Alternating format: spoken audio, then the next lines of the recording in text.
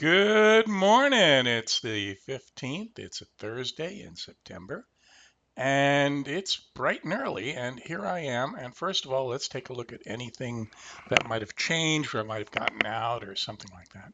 And wound up getting out of the New Zealand dollar and the Australian dollar, and keeping a sharp eye on the currencies for a possible reversal in trend. In other words, the New Zealand dollar and Australian dollar and that kind of stuff, it would wind up going down, and the euro would wind up going up. So we'll keep an eye on that in the next day or two, maybe even longer. Okay, moving on to the other charts. Here's here's crude oil. We're still sitting in the crude oil position, and it just came down to the median line, and there's really every reason in my mind to expect more time to the downside. So we'll just sit on this. Let's take a look at gold. Gold. Oh, geez, a whole bunch of lines on here. Let's remove all drawings. Okay. And if we only use a median line, and of course, as you know, when you use Andrews, there's a heck of a lot more to it than just using a median line. We can see that prices here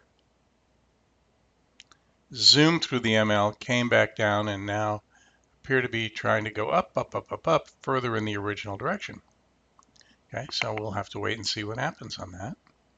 But right now it's +1, so it's a long position. Okay, remember sugar? How sweet it is. Well, as you may recall, what happened was, let's see if I can fix this a little bit.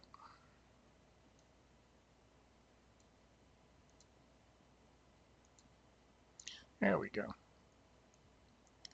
Okay, well, if you remember, what happened was sugar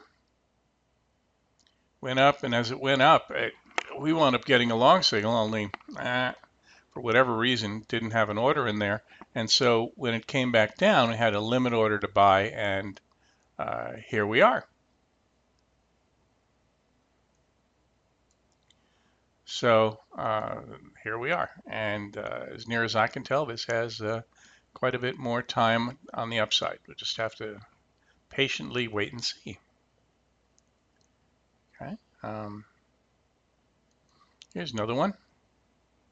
This is the Dow Jones and index, and as you may recall, last week it went down a lot, and this week came back up, and it was just a really good selling opportunity right around here, 18252. Let's see where that is. 18252. Yeah, right about there. And down we go further. So looking for a good amount of time left for the downside. So see what happens there. There is a Fed meeting next week, so we may be out of there by that time. Soy meal. Oh yes, here. Remember this one here?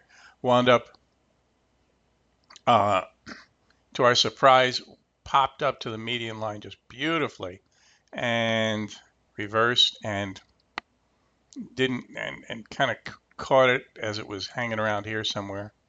311.40. Let's see where that is. Ooh, way down here. Okay, kind of caught it down here. So still sitting on the short side, and still thinking that there's more time to go south. And here we have the soybeans. And if you remember, first couple of days on, I think it was the 8th and 9th of September, that wound up getting in here, and it just, this value somewhere about over here, and it just wound up going sideways, and the P&L open wound up being a negative number for a couple of days, and then it went up and made this final high, and now boom to the downside, and looks like there's a lot more time to the downside. So what are we looking at down the road? Well, in the next day or two, keeping an eye open, especially in the currencies. Um, as I mentioned earlier, we're still sitting in gold. We've got positions in all these other things, and that's all there is right now. So do suggest, if you haven't taken the Andrews course, there's a lot to learn.